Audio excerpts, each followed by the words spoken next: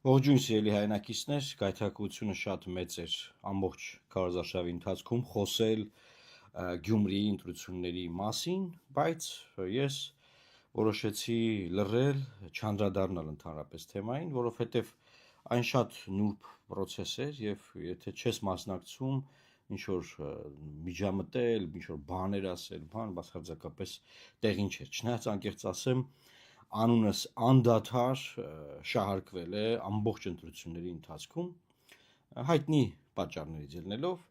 բայց հիմա ինչ եմ ուզում ասել, շատերն են հիմա ինձ գրում, բա ինչ է լինելու, ինչ ես կարծում, ոնց կլինի, մի բան ասա եւ այլն եւ այլն։ Ես ուզում եմ հիշեցնել 2016 թվականի Վանաձորի ընտրությունները։ Այն ինչ որ այս ընթացքում փորձ է արվում փոքր ու մեծ քաղաքներում անել, մենք դա արել ենք 2016, 17, 15 թվականներին։ Եվ ուզում եմ ձեզ հիշեցնել, որ 2016 թվականին Վանաձորում ընտրությունների ժամանակ Լուսավոր Հայաստանը շատ լուրջ ձայներ հավաքեց եւ երկու այլ ընդդիմադիր ուժերի հետ ստորագրեցինք հուշագիր։ Մինչեւ ավականու նիստը կգումարվեր։ Դե գիտեք, ընտրությունները լինում են հիմա Գյումրիի պարագայում ասում են ապրիլի 16-ին է, այսինքն մի 10 օր եւ ավել ժամանակ է գնում, որ այդ ավականու նիստը գումարվի, որտեղ պետք է ընտրվի քաղաքապետը։ Եվ ուզում եմ հիշեցնել, որ ՀՀԿ-ն եւ ՀՅԴ-ն միասին, որպես կոալիցիոն գործընկերներ, միասին իրենց ձայներով չէին բավարարում, նրանք չէին կարող միասին այդ ձայներով, որևէ ձևով ընտրել Վանաձորի քաղաքապետին։ Երեք ուժերով ստորագրում ենք հուշագիր, որ պատրաստվում ենք քվեարկել Լուսավոր Հայաստան կուսակցության տեխնացուի օգտին, այսինքն նայեք, Գյումրիում նման բան չկա, հուշագիր չեն ստորագրում միմյանց հետ, հայմատություններ են բերում։ Զուտ ուղղակի երկու ուժ հայտարարել է, որ կքվեարկի առաջին տեղը ընկած ուժի տեխնացուին, այսինքն Վարդան Ղուկասյանին, եւ բոլորը սպասում են, որ մյուս ուժի ամենաշատ ընդդիմադիր ձայն տարած Մարտուն Գրիգորյանը կհայտարարի, որ ինքը նույնպես կքվեարկի իրավականների հետ Վարդան Ղուկասյանի օգտին,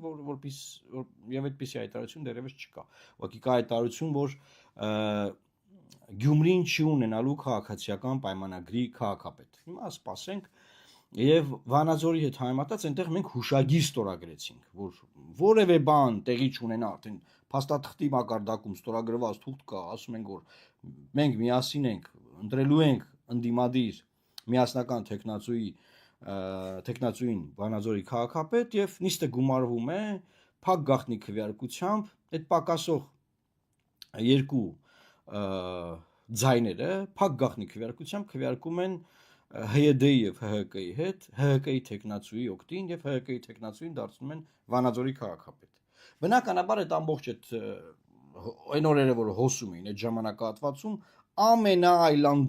ամենաայլանդակ ճնշումներն են եղել, այդ որ հիմա են ասում, բայ SNN-ն, ես ձեզ վստահեցնում եմ, ադրբեջանա-թուրքական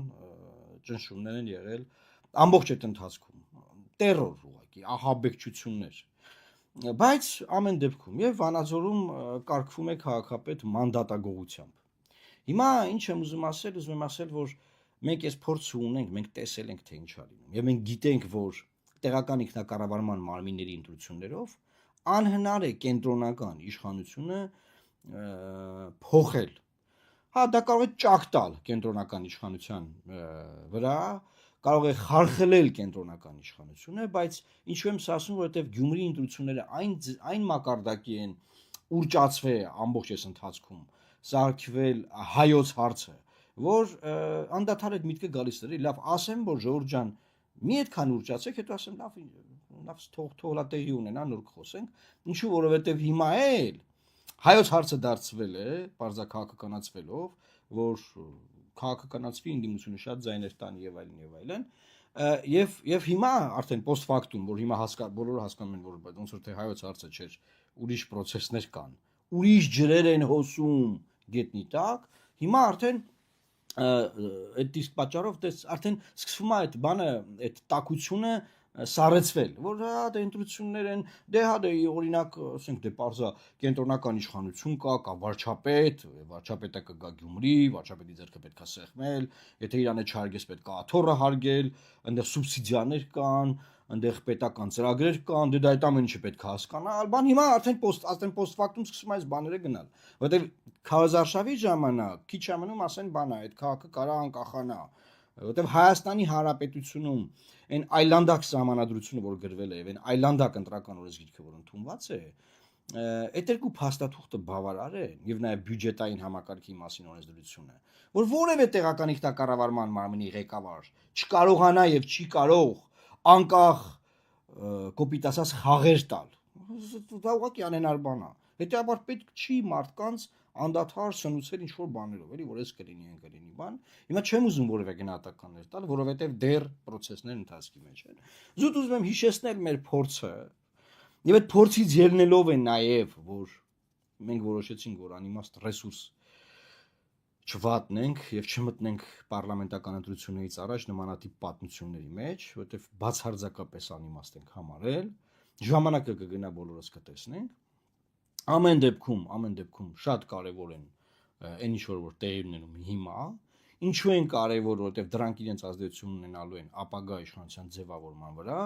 ինչպես են ազդելու դրա մասին էլ ապագայում կխոսեմ, ովքեր են ընդդիմությունը, այսինքն ընդդիմությունը հաղթում է, ովքեր են ընդդիմությունն, ովքեր են, ինչ է նշանակում ընդդիմություն եւ ինչա տեղի ունեցել, այս ամեն ինչի մասին ես խոսելու եմ ապագայում։ Հիմա զուտ ուզում եի համեմատություն կատարել տեղի ունեցող process-ի եւ 16 թվականի հետ։ Ինչ սցենարներ կան, ժողովուրդ։ Սցենարը մեկն է ամեն այսպես կոչված ընդդիմադիրը, որը Երևանից դիտելով է այդպես, այսինքն Երևանից որ նայում ես process-ին, հասկանում ես որ դե պետք է բոլոր ընդդիմադիրներն իրար միանան, քվեարկեն առաջին տեղ ընկած ընդդիմադիր տեխնացուի օգտին։ Բայց լոկալ Գյումրիի լեննականյան կոնտեքստում process-ը շատ այլ է։ Process-ը շատ այլ է լոկալ դիտարկելով։ Դե Երևանից որ նայում ես, հա, դե բնականաբար բավոնց որ դիտենց լինի։ Լոկալ շատ ջեր են հոսելու եւ հոսում են։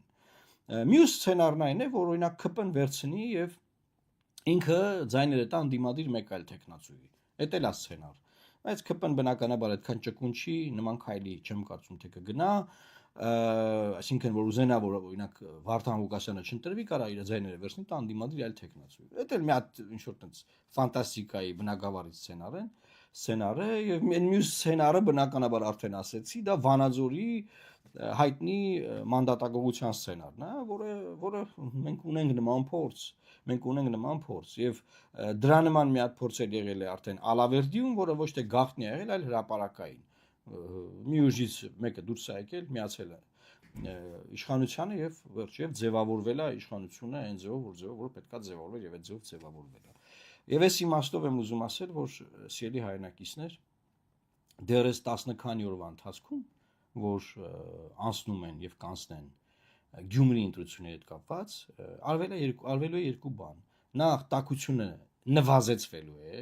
նվազեցվելու է, որը հատել հասկացանք լավ է ընտրությունները հասկացանք, այդ նվազեցվելու է, որ սառի process-ը, իսկ սառը process-ի ժամանակ արդեն տեղի կունենան համապատասխան գործընթացները։ Հետեւաբար մի բարձրացեք ակնկալիքները եսի մուր, որ հետո էլ հիասթափությունները չգնեն գետնին, որ հարվածը ուժեղ չլինի։ Հանգիստ, այս process-ները, այս գործը հանգիստ է սիրելի հայրենակիցներ։ Սա զուտ ուղակի նախնական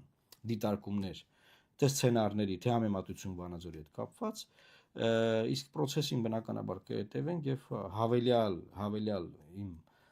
վերլուծությունը կներկայացնեմ process-ի ընթացքում։ Հիմա եթե ավել բան ասեմ այն ինչին ինչ որ հիմա ասեցի, եթե ավել բան ասեմ, պետք է ասեն,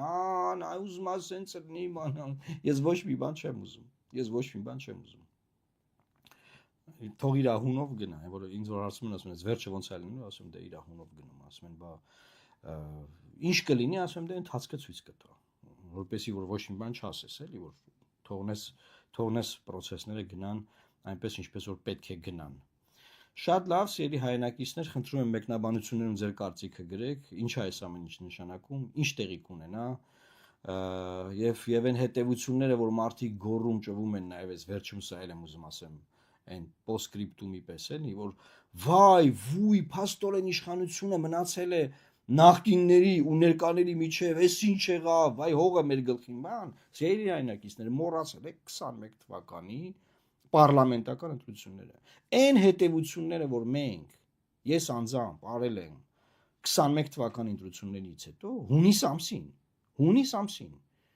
դուք այդ հետևությունները փաստորեն 4 տարի անց դեռ չեք կարողանում անել։ 4 տարի անցել, հա, նոր այդ հետևությունները անում եք, որ վայ, վույ, քաղաքական համակարգը, փաստորեն չի առողջացել, վայ, էս ի՞նչ է բան, վայ, հողը մեր գլխին, ժողովուրդ։ Ոնց որ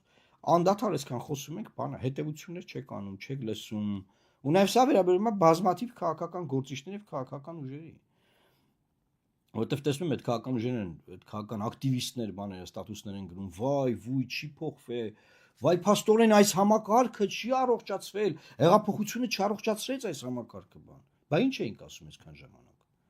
Բա ինչ էինք ասում, որ հեղափոխականներն ինչ են անում։ Լավ, այսօր այսքան է, թե ավել խոսամ, արդեն այդ ավել գնահատականներն էլ եմ տալու, բայց հիմա պետք չի։ Լավ մնացեք, սիրելի հայրենակիցներ։ Աստված պահապան Հայաստանի Հանրապետությանը եւ սպասենք դեպքերի իրադարձությունների զարգացումներին։